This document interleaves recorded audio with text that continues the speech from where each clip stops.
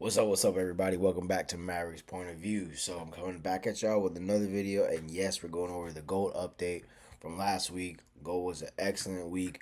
I think we actually got like 20,000 points on one move, which is the moves you want to be catching, bro. So I'm going straight into it because I got two videos to make today. I'm gonna make the gold video update today and the XRP video update today, and I got a lot to do today. So first things first, we finally got out of this box that we've been waiting to get out. We finally got out of this matrix box. Y'all know the box I'm talking about. I've been drawing this for a while now, from here to here, just to give y'all a visual. But obviously, from this level to this level, we finally gotten out. And I say that because this is weekly, right? This is weekly movement. As you guys see, it's clear on the daily. Let me scooch it over and widen it out so you guys can see better what I'm talking about. So as you guys can see very clearly on the daily, we're finally out of this matrix level that we've been in since March 26th, March 23rd. So that's literally like 2 months that we've been just stuck back and forth, back and forth, back and forth. Has there been moves? Yes. Have there been the moves that we really want as far as direction wise? I will say no. But there's been trades within there that I obviously have taken because I don't just wait 2 months to take a trade, right? So long story short, we're finally out. We're finally getting movement forward. We're finally able to start piecing together what we're going to do after. So we finally got out of the box and we went lower. So that downtrend is continuing, at least for now, right? As I said last week, and I'll go to the other chart. I just wanted to show you guys that we finally got out the matrix box. Let me get rid of that. Okay, go back to the daily. Shrink it up so we can see. Yeah, so we're, as you guys see, we're finally out the matrix box. We're making the lower lows. It's now looking like we're getting primed for this move, which is really good regardless. I'm gonna put this alert here really quickly. Boom. All right. What I'm gonna do, why did that not work? My alert thing has been acting so weird and I don't get it. So I'll do that later. It's not a big deal. Let's go to the other chart that I have where we had the moves really plotted out. So as you guys see, and forgive me because last week I did everything, but I didn't draw a zone that I had on my time frame or on my other charts. Obviously, I still use the levels, but sometimes I like to create the zone so I see things crystal clearly. So this low right here that got stopped really got stopped because of this low. It couldn't break this low. It made it like you see the candle movement got lower, but it didn't break out the box, right? It didn't break the zone, the territory.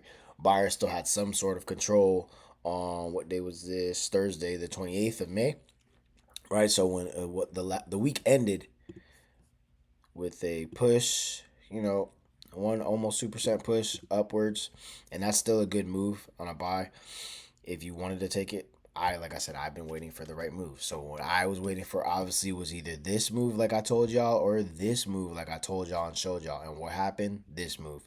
It broke finally. We got the lower low here. So let me draw it. I'm gonna draw everything so you guys see it crystal clearly.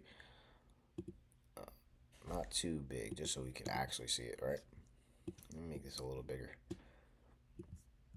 Right?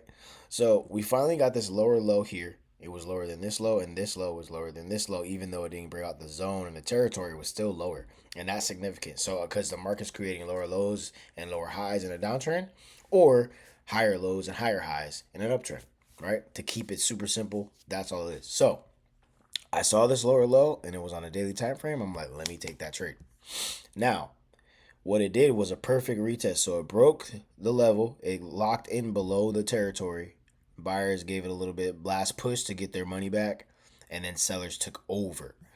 And this drop. Now there was two opportunities to trade. You could either done the sell after this daily, which was still decent, or like I did, which I kind of did both actually, is take the sell off of this level once it failed to cross any higher, once it failed to get back past this territory, take the sell right here at the beginning of this day.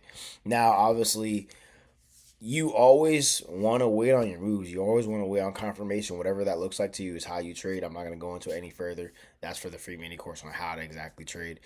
You guys should have learned this by now. We're on like video 22, so you guys should know exactly what I'm talking about. But hey, we had this move here. As you can see, it came down, failed to get any bit higher. Boom, lights out. And that was a, let's see how much pips it was. 16,000 point drop, almost 17,000 points. Um, that's amazing. right? That's exactly what we want. That's the type of moves that we want. And also, if you notice, it went perfectly. Like, oh, I get so excited when the charts do exactly what we're waiting for, which happens a lot, by the way. But I get so excited when we do this ahead of time and we wait for our moves and we see it go perfectly. That means what not only are we in alignment with the chart, but we're in alignment with our strategy, which continues to work over time. And I say strategy, but truth be told, this is very simple, right? Like the strategy is support resistance, monitoring highs and lows, and just executing when it's time, and being patient until then, right? That's the big hack or key. Being patient until your moves show up, and then when your moves show up, execute. And that's simple. So now, going into next week, now that we've got this move fulfilled, what we're going to do is we're now going to wait for this move to come. So, right, some of you might have already gotten a sell, which I would say is okay. You know, at the end of the day, we're still in new territory. This is a bigger buyer's territory from the weekly.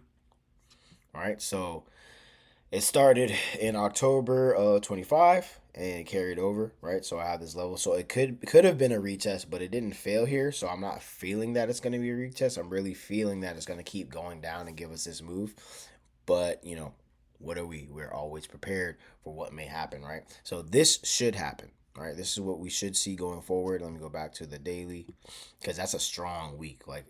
Look at the week alone by itself. And sometimes I do trade the weekly chart on its own. But the week alone was our 20,000 points. You know what I'm saying? Like trading is a breath of fresh air. um yeah, so this didn't happen, right? So now we're gonna start clearing this chart up again, give y'all the moves that we're looking forward to. None of that happened, and so now we're looking at this move. I'm sorry, this happened, and now we're looking for this move here. Could also do this. You know what I'm saying? You could come up, boom, and come up here, right? Monitor on the daily. Monitor on the daily. What we should be looking for, though, because this is the truth, what we should be looking for when we're taking these trades is continuation of the downtrend. Why? Because we have a new low. We have a new significant low. Not only is this low, let me paint the picture, make it clear. The reason why this low is so important is because not only is it a new low from all of this movement that's been here, it's a new low from here. Look at that. We finally got a new low here. And on top of that, what is that? A weekly new low too? Yep. So this was our previous weekly low. Remember that large movement that happened in 23 on the 23rd of March? But now we've got a new one and it's stronger, right? We're not seeing any slowdown. We're seeing a lot of seller strength. Why? How do I say seller strength, or why do I sell seller strength?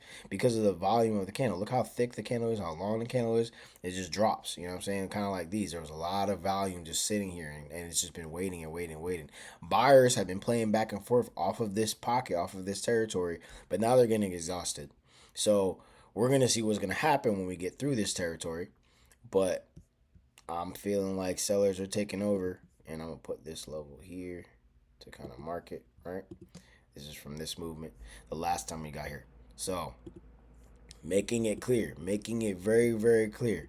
These are the next two moves I'm looking for. Now, if these moves happen during the middle of the week and, we just get here, I will continue and make a new chart, right? But based off of this, you know, this is what we should see. Oh, no. Nope, sorry. Remove that. Based off of this is what we should see, right? Okay. Now, if y'all want to make this even clearer for yourselves, what do? You go to the weekly and you kind of identify what's going on. Why did I pick that low? Because it was significant weekly push downward, right? And it got stopped here at the 40, basically almost 4,000, but $4,098, right? So that's the level that it stopped at. Here we go. Yeah, so that's the level that I stopped at. We're looking for it to continue to push back down there. It just has to get through this pocket first, where buyers are sitting at. This is the next area where buyers are sitting at, ready to kick back in. So remember, when I say buyers, I'm talking about institutional level, right?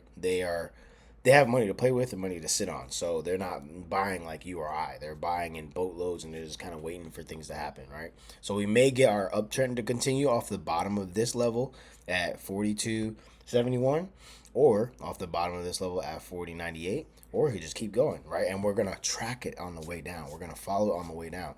We're gonna continue to do these moves on the way down so that we know exactly what's going on. See the monthly too. Look at this monthly candle, bro. We just got 1, 2, 3, 4 months of solid momentum, seller movement. That's significant, yo. So, anyway, long story short, this is what I'm looking for next week. This is what I'm looking at. This is what should be happening, right?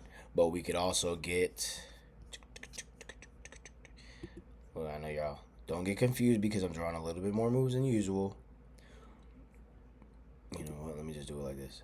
It could also bounce off from here. All right. So, y'all got all y'all moves from next week. We should definitely be seeing this because momentum is back, bro. Like, I love when momentum comes in and it's not doing this back and forth and back and forth and back and forth and like trying to decide where it's going to go, right? When we start getting that volume and that push, that's what we need to take good trades that are simple, smooth, and perfect execution. Last week, I'm very excited because that was a perfect execution on Thursday, or Wednesday and Friday. So this was Wednesday and this was Friday. Perfect executions. Obviously, if you took this trade like we did here, you got to put your stop loss back here, right? So that's 17,000 points. So you're basically risking 17 to gain 17. Most people are probably still in this move too because you take out your order in portions. So you take out 90% of your trade or 50% of your trade and you protect the rest, break even, and you keep going. So that's it for this. I'm going to jump to XRP now. Y'all stay tuned. Thank you for joining. And this has been Maverick's Point of View, and we're out. Peace.